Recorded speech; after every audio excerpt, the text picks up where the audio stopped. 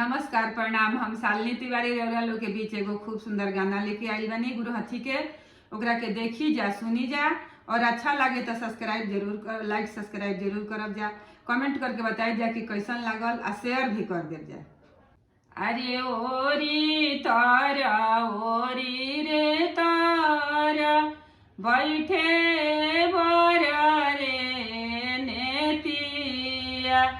अरे काढ़ना कवन हो पापा अपनी हो पुतरिया। अरे काढ़ना अपन हो चाचा अपनी हो पुतरिया। अरे जबले अपन हो पापा काढ़ेलन पुतरिया। अरे साजन लोगावा गिरेला मुरुरे छाइया। अरे का तू खियला समाधि काई रे पियला। अरे कावाना कोठरिया समाधि राखेला ऐसन सुंदर धिया। अरे कावाना कोठरिया समाधि राखेला ऐसन सुंदर धिया। अरे खोए खियवनी समाधि दूधावा रे पियवनी।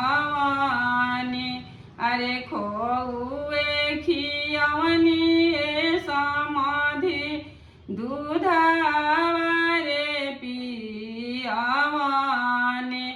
अरे आरे जैन कवलेजिया समाधि धियवा अपन पढ़वनी। अरे जैन कवलेजिया समाधि धियवा अपन पढ़वनी। अरे कोठावा के ऊपर समाधि कोठरिया हम उठवनी। अरे कोठावा के ऊपर समाधि कोठरिया हम उठवनी। अरे वही रे कोठरिया समाधि राखिले ऐसन सुंदर धियावा। अरे वही रे कोठरिया समाधि राखिले ऐसन सुंदर धियावा।